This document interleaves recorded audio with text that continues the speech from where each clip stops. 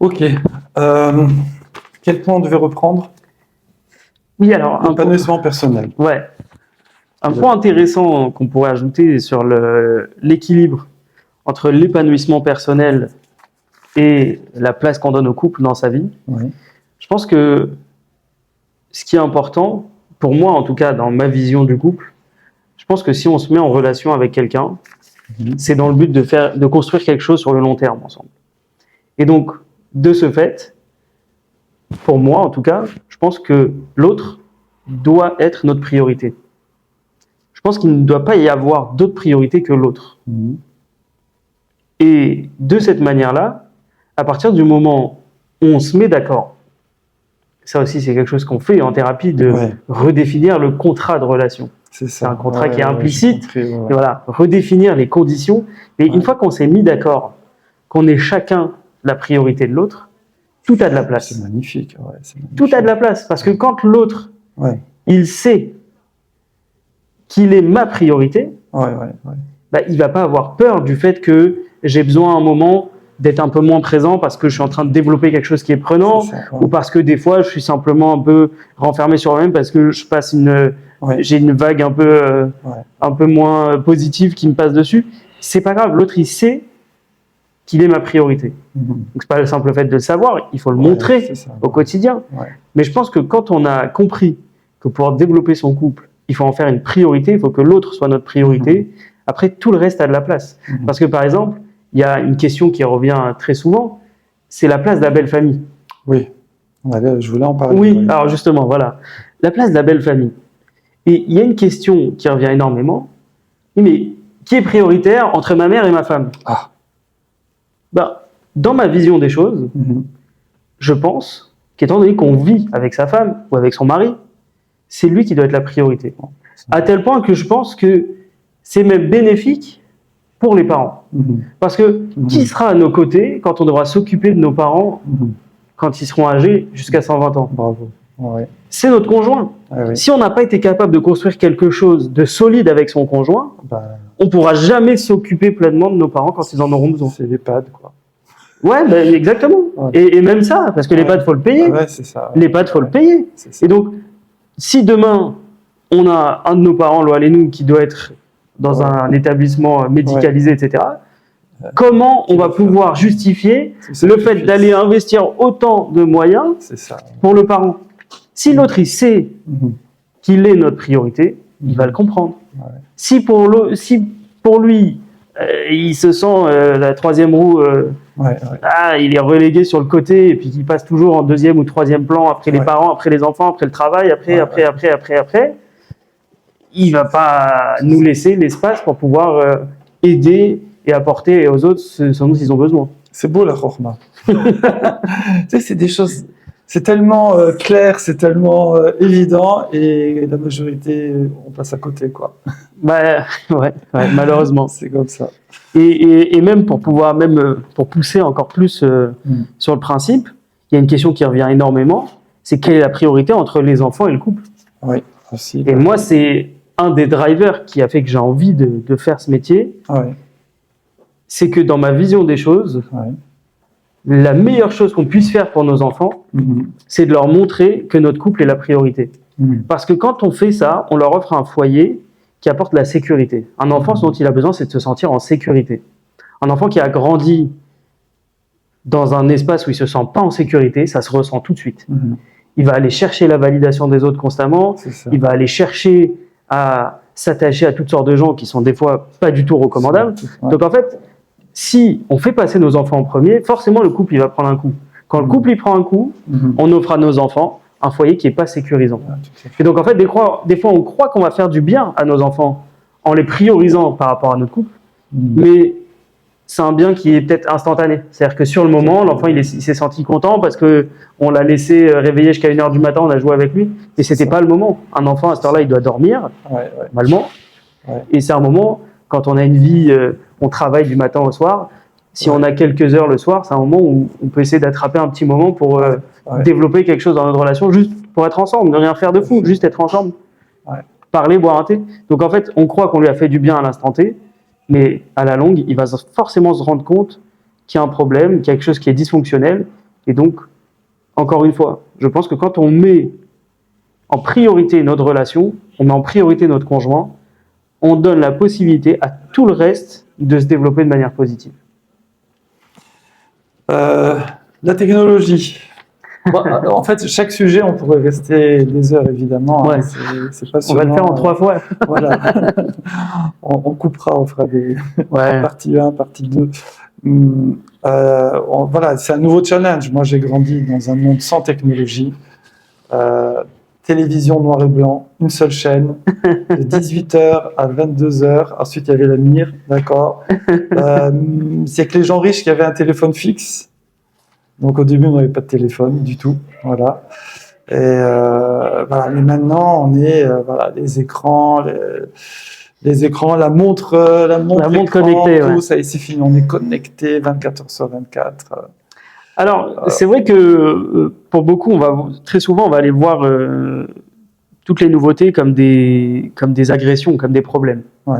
Mais moi, encore une fois, c'est pas l'approche que j'apprécie. C'est-à-dire, il faut pas non plus occulter le fait que ça peut apporter des nouvelles problématiques, parce que on a toute la gamme des influenceurs qui vont aller montrer ce qu'ils veulent bien nous montrer de leur vie pour nous faire croire qu'ils ont une vie incroyable. Mais entre 2 stories, ils se sont mis sur la figure bien comme il faut. Ouais. Donc ça va créer des attentes qui vont être des fois impossibles à combler. Tout à fait. Ouais. Ah, regarde ce qu'elle lui a acheté, regarde ce qu'elle truc, regarde ce qu'il lui a fait, et tatata, alors que 2 minutes après, c'était l'engueulade plus. Ouais. Donc ça crée des attentes, il faut s'en rendre compte. Ouais. Ça peut malheureusement un peu comment dirais-je, ça peut aggraver la déconnexion, parce que pour moi la base de l'harmonie dans le couple, c'est la connexion émotionnelle. On a parlé tout à l'heure des émotions. La connexion émotionnelle, c'est la base de toute relation de couple. Je pense qu'on ne peut pas être en relation et que cette relation elle nous apporte de la joie au quotidien sans qu'il y ait une connexion émotionnelle. Donc, le fait de passer des heures sur son téléphone, c'est tout un tas de moments où on n'est pas en connexion avec l'autre. Tout à fait. Ouais. Donc, on est connecté, mais on est déconnecté. On mange.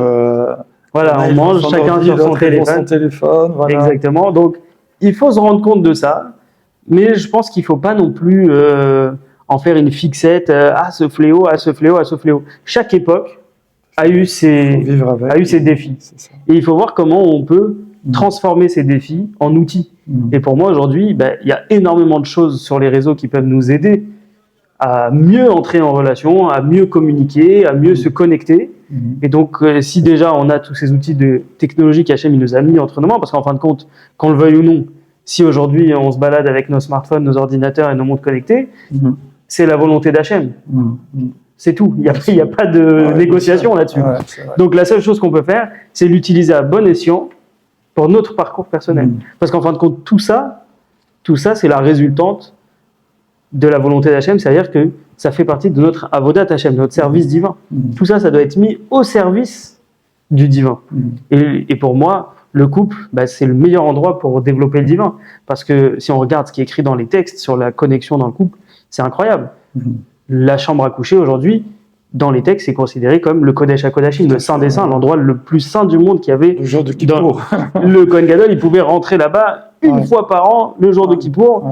C'était le seul jour dans l'année où il avait le droit de rentrer. Et aujourd'hui, c'est là-bas notre Kodesh HaKodashim.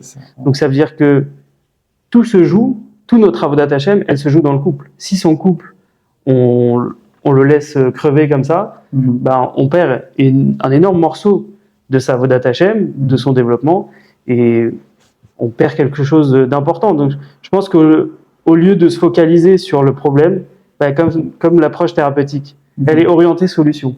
Magnifique. Ouais. Ça veut dire que, voilà, on va définir que c'est quelque chose qui nous dérange. Ok, qu'est-ce que j'en fais aujourd'hui ?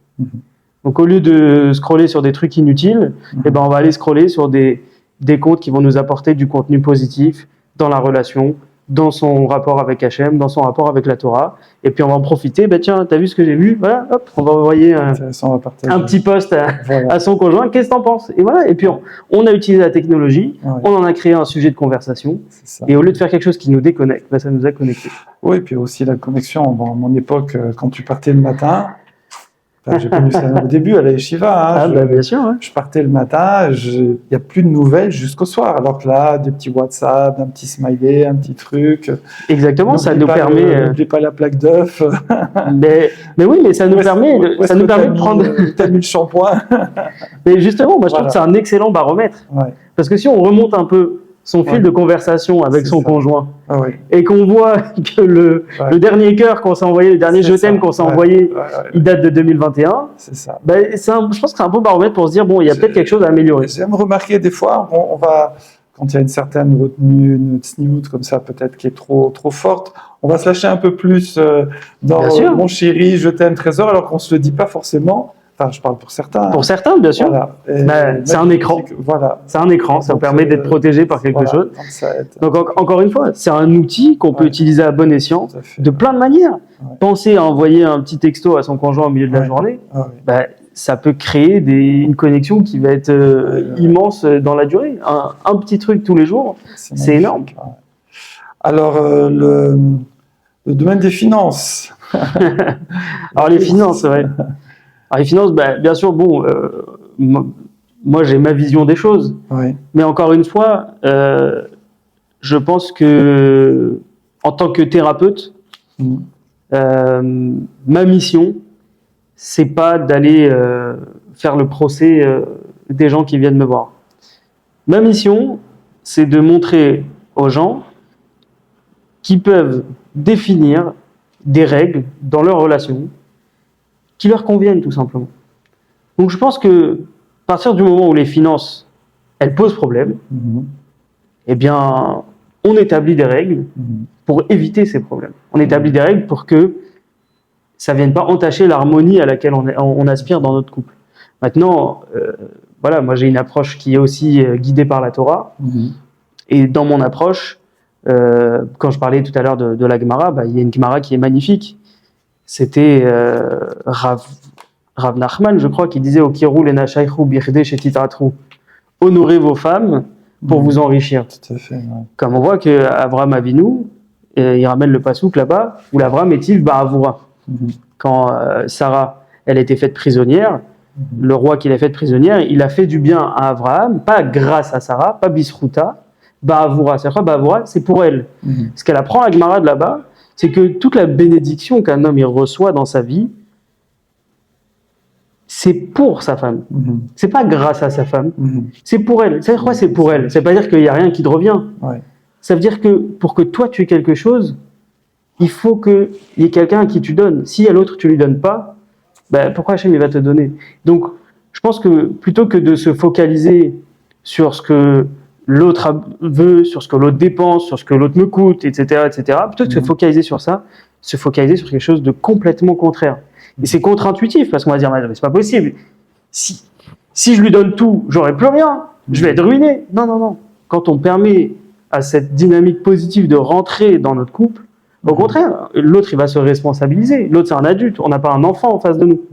Donc si on est là à vouloir contrôler ce que l'autre dépense en permanence, et en général, ce qu'on voit sur le terrain, c'est des maris qui vont être dépassés par ce que toutes leurs femmes dépensent.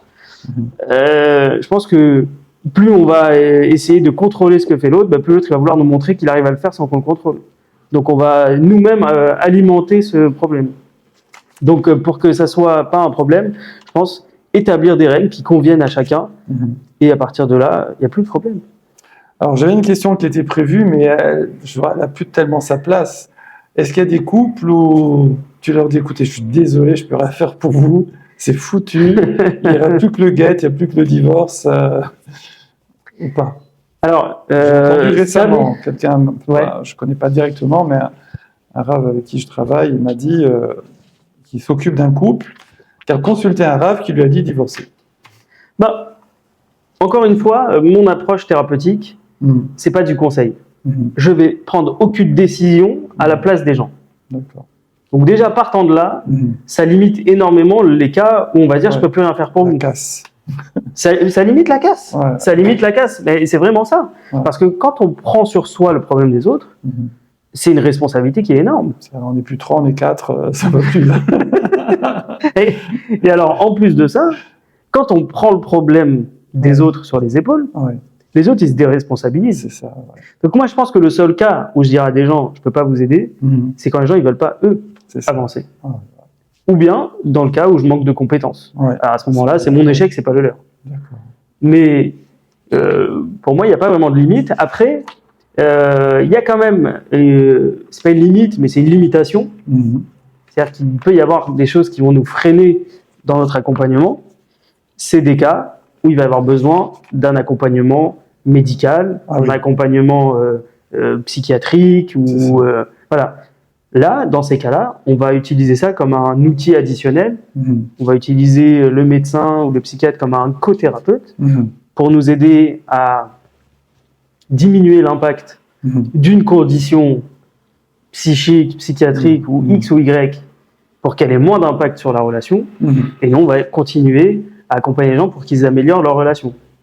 Mais c'est-à-dire que même dans des cas où il y a des traumas complexes, etc., oui, effectivement, quelqu'un qui a vécu un trauma complexe comme une agression sexuelle, comme de la maltraitance à l'âge enfant, etc., oui, c'est des choses qui vont énormément influencer la relation. Alors ça, on va aller aider les patients qui viennent nous voir à montrer du doigt l'origine de la chose qui pose problème pour qu'ils aillent traiter ce trauma ailleurs. Parce que je suis pas encore, je suis pas encore expert en psychotrauma, mais je l'aspire. J'aimerais bien être. Les psychotraumas, c'est quelque chose qui m'intéresse. C'est-à-dire qu'on va aller se débarrasser du trauma, quel qu'il soit, pour pouvoir améliorer la relation. La dispute, c'est-à-dire, moi j'entends des fois des jeunes qui me disent, soit eux-mêmes, soit par rapport à leurs parents, parce qu'ils me racontent, non, les parents ils se disputent beaucoup, mais ils s'adorent. Et ils peuvent se mettre sur la tête et tout, mais 2 minutes après, c'est fini. Et inversement, il y en a d'autres où ils se disputent pas trop, mais ils s'adorent pas. Bon, on peut voir, est-ce que la dispute, comment tu gères ça? Alors, on peut pas l'éviter, ça fait partie de la vie quotidienne, il faut savoir le gérer. Ouais. Moi, j'ai constaté 2 choses. J'ai constaté que les gens se permettent énormément de choses parce que il y a un dicton qui dit tous les couples se disputent. Bon. Tous les couples se disputent. Peut-être. C'est bon. Mais de quelle manière? C'est ça. Ouais, c'est ça. Et moi, j'avais même un de mes rabbinim à la yeshiva qui m'avait dit un couple qui se dispute pas, c'est un mauvais signe. Ça veut dire, il y a quelque chose qui va pas. Qu'il garde pour lui, ça sort pas, voilà. Ça va exploser. Exactement. Alors, je pense qu'il faut nuancer ses propos parce que se disputer, ça veut pas toujours dire la même chose. On peut se disputer en allant agresser l'autre verbalement, en étant violent dans ses propos, en étant condescendant, en étant humiliant, etc. Et ça, je pense qu'aucun couple en a besoin. Et dans ma vision des choses, on peut des fois, en une phrase, aller briser quelque chose qui va mettre des années à réparer. Et même quand on l'aura réparé, ça sera bricolé. C'est fini. Donc, pour moi, c'est le conseil que je donne aux khatanim et aux jeunes mariés, et c'est l'espace dans lequel je me permets de faire du conseil. Pour moi, la première chose à faire dans le couple, c'est apprendre à se taire. Parce que si, à la moindre émotion négative, au moindre énervement, on vomit tout ce qu'on ressent sans aucune retenue, sans digestion, sans digestion, à un moment donné, on va massacrer sa relation. L'autre n'est pas notre punching ball. Et on ferait jamais ça dans la rue. À une caissière dans un supermarché, on ferait pas ça. Et à sa femme, qui est la mère de nos enfants, avec qui on espère vivre jusqu'à 120 ans, on se permet de le faire. Pour moi, ça, c'est une aberration. Donc, le conseil que je donne aux khatanim, apprenez à vous taire, à réfléchir et à mettre des mots positifs sur ce que vous voulez dire. À dire les choses de manière positive. Et alors, ce que nous, en tant que thérapeutes, on va essayer d'enseigner à nos patients, c'est la communication positive. Et un des outils, je pense, qui est le plus incroyable dans la gestion des disputes et des conflits, c'est le fait de ramener la discussion à soi. Pas tu m'as fait et tu as dit et ta. Non, j'ai ressenti ça quand tu as fait ça. On fait penser à la communication non violente. Je sais pas si vous. Exactement, ouais, la communication non violente, voilà, exactement. Ouais. Il y a plein de termes différents, il y a plein de modèles thérapeutiques qui sont très intéressants. Ouais. Moi, j'aime bien, voilà, un peu aller chercher tout et me faire ma boîte à outils personnelle. Ouais. Mais voilà, apprendre à dire pas tu m'as blessé, tu m'as humilié. Non, je me suis senti blessé lorsque tu as dit ça parce que c'était peut-être pas son intention. Et même si c'était son intention, s'il avait dit la même chose à une autre personne, ça aurait rien fait. Donc, en fin de compte, ce qui nous blesse, c'est quelque chose qui est en nous. Donc, c'est pas grave. On peut en parler à l'autre, lui dire, voilà, il y a telle chose qui me blesse, et l'autre, il fera attention. Si l'autre n'est pas capable de faire attention à ce qui nous blesse, il y a d'autres questions à se poser. Là aussi, on a des outils pour aider à améliorer la communication. Mais voilà, pour revenir à la dispute, moi, je pense que ce mot dispute, pour moi, il est un peu, il a une connotation péjorative. Pour moi, je pense que tous les couples discutent. On peut avoir des discussions, on peut avoir des divergences d'opinion, on peut ne pas être d'accord sur tout un tas de choses, mais c'est pas une raison pour hausser le ton, pour mal parler, pour insulter, pour humilier. Pour moi, ça n'a pas sa place dans le couple. Alors, il y a des gens qui ont survécu comme ça. Pour moi, c'est de la survie. Et c'est pas un but dans la vie. Le but dans la vie, c'est de vivre. C'est pas de survivre. Il y a un moment aussi pour. Des fois, c'est pas le moment. Il faut. Exactement. La Coldsman va être. Alors ça, j'entends parfois que dans les deux, ils n'ont pas le même planning. C'est-à-dire, il y en a un, il dit non, moi, je veux résoudre le truc tout de suite. Et l'autre, il dit regarde, on en reparle demain. Là, on est énervé. Non, je veux tout de suite. Il est 1h du matin. Non, il faut régler le problème tout de suite. Et alors, comment faire comprendre à l'autre Alors, c'est très intéressant, mais voilà, c'est vraiment un cas concret qu'on pourrait imaginer. Je pense que dans un cas pareil, la meilleure des solutions, à mon sens, ça serait de dire à l'autre, je comprends que tu en as besoin maintenant, mais moi, je peux pas. C'est moi qui peux pas. C'est pas ta demande qui est aberrante. D'accord, c'est moi qui suis pas en capacité maintenant de le faire. Ta demande, elle est légitime, mais je peux pas y répondre. La fameuse phrase, tu as raison. Oui, mais tu as raison, j'ai raison. Mais en fin de compte, on s'est disputé, donc on va régler ce problème quelque part à un certain moment.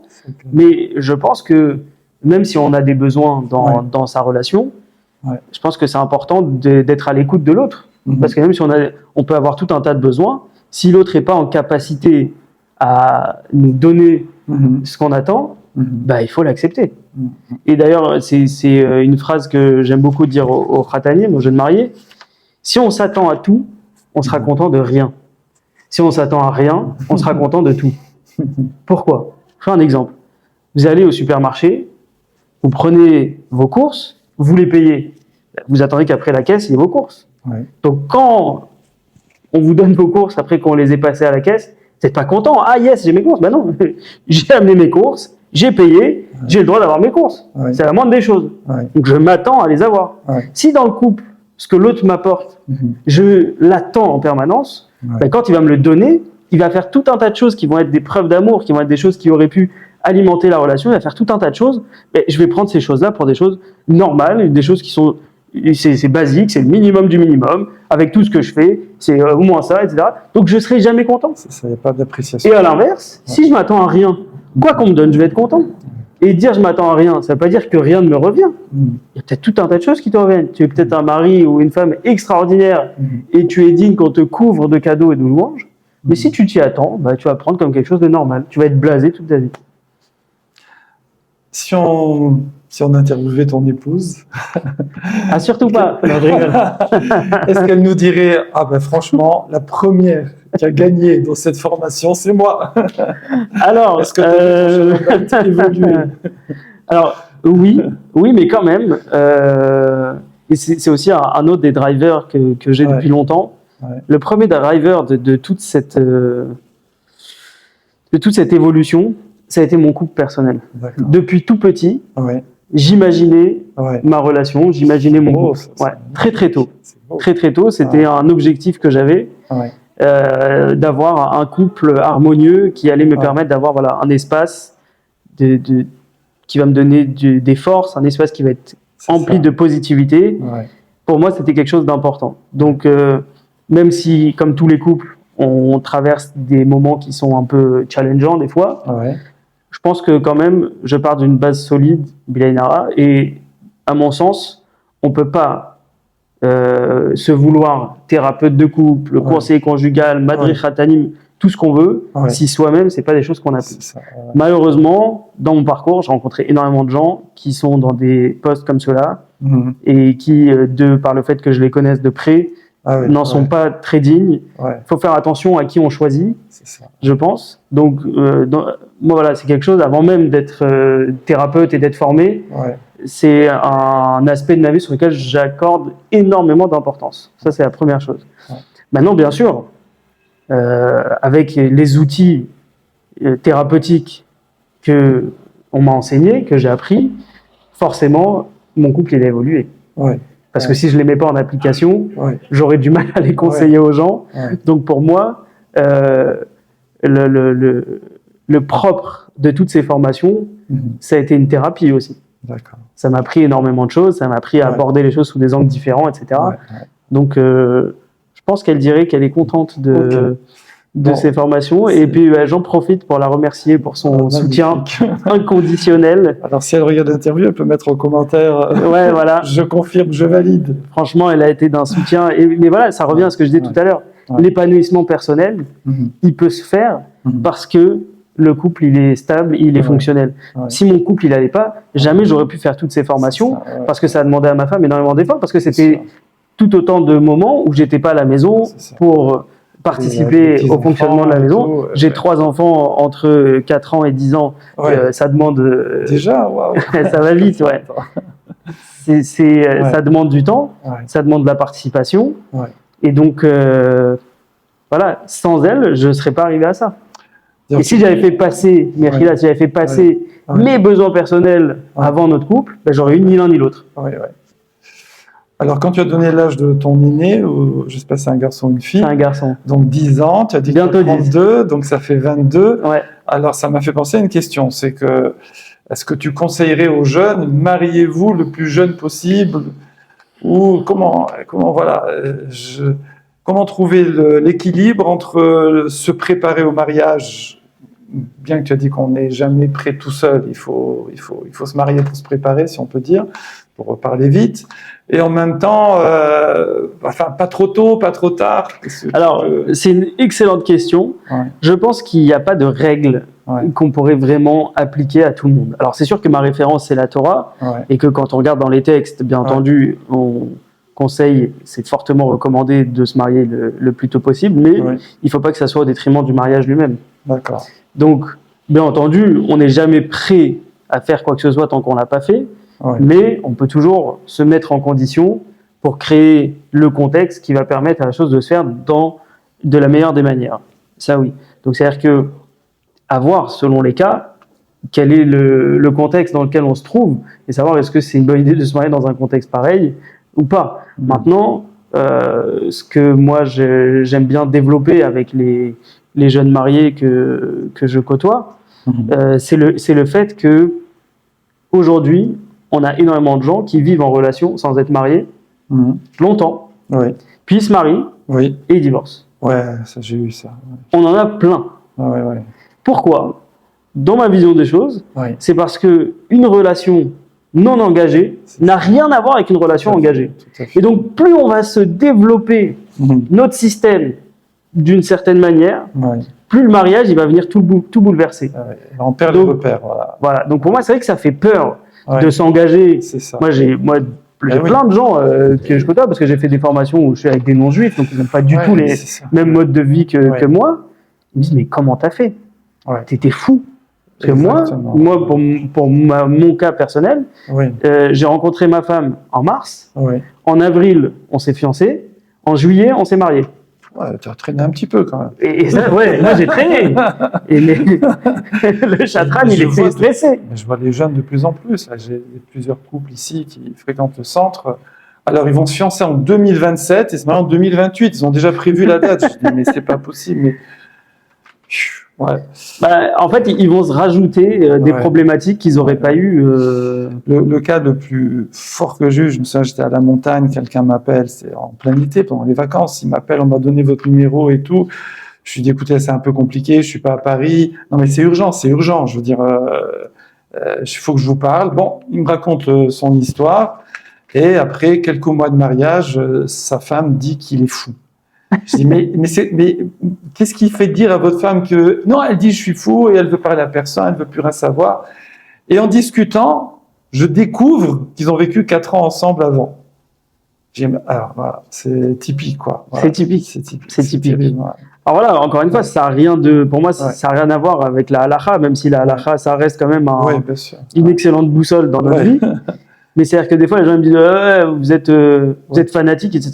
Je dis non, pour moi, la Torah, c'est un mode de vie. Donc les règles que la Torah nous donne, pour moi, c'est le meilleur moyen de vivre. C'est le meilleur moyen de vivre. On n'est pas là pour survivre, on n'est pas là pour régler des problèmes. Parce que dans mes formations, on m'a dit un dicton qui est très rigolo, c'est le mariage, c'est régler à 2 des problèmes qu'on n'aurait pas eu seul. Ah oui, c'est ça. Cette phrase, elle est géniale, comme elle est terrible. Parce que si on résume le mariage à ça, ah oui, alors effectivement, on se marie le moins possible et le plus tard possible, et puis on divorce le plus rapidement possible. Exactement. Cette année, j'ai eu une information, en 2025, au consistoire, il y a eu plus de divorces que de mariages. Alors que d'habitude, on était un peu équilibré, là, il y a eu plus de divorces que de mariages. C'est terrible, terrible. Alors, on a encore plein de questions. Moi, je crois qu'il faut qu'on se revoie. Hein. Ah, avec plaisir. J'ai une idée, je vais te la proposer après. Génial. Déjà, toi, tu m'as dit que tu as des projets. Oui, alors, il y a quelqu'un qui m'a appelé par hasard. Enfin, par hasard. Non, c'est pas par hasard. C'est que j'ai un rave en Israël que j'aime beaucoup. C'est l'Admor de Ongvar, le Rav Klein. Il est adorable et d'une humanité incroyable. Et donc, il m'a beaucoup conseillé dans ces démarches-là de professionnalisation de ce thème que j'aime beaucoup. Et il m'a mis en contact avec quelqu'un qui a un projet de prévention, en fait, sur l'harmonie du couple. Et ça, c'est quelque chose que j'aimerais beaucoup faire, parce que plutôt que d'aller recevoir dans mon cabinet les couples quand ils sont déjà un peu amochés et qui ont souffert, moi, je pense qu'on pourrait apprendre à entrer en relation de manière beaucoup plus positive, de manière beaucoup plus agréable, et de manière à ce que ce soit quelque chose qui apporte de la joie. Parce qu'en fin de compte, je pense que si Hachem a fait tout ce système-là de l'attirance, du désir et du mariage, et tout ça, je pense que tout ça, c'est pour nous apporter de la joie, pour nous apporter le cadre qui va nous permettre d'être des meilleures personnes. Et donc, c'est un projet qui me tient beaucoup à cœur. Alors, on est vraiment dans les prémices du projet, j'ai pas encore les détails, mais j'espère que ça viendra rapidement, qu'on pourra présenter ça rapidement. Il vaut mieux prévenir que guérir. Exactement. Ok. Alors, moi, je te propose aussi que ceux qui écouteront cette interview, cet échange, qui mettent leurs questions, et la prochaine séance, eh bien, avec plaisir. Voilà, ce sera avec plaisir, très intéressant. En fonction des questions. Ça, c'est une première idée. Et j'ai une deuxième idée. J'ai un ami très proche. S'il écoute, il va se reconnaître. Je pense que chaque chose que tu as dit, il serait monté au plafond. Ah ouais? Génial. Ou il serait monté au filet, tu vois. Voilà. Génial. Alors, est-ce que tu accepterais une confrontation avec lui? Bien sûr, avec plaisir. Génial. Voilà, sans aucun problème. Magnifique. Sarah, c'est un grand plaisir. Merci beaucoup. Je crois que ma femme va te remercier. Tu m'as fait une thérapie, là. Ça me fait plaisir.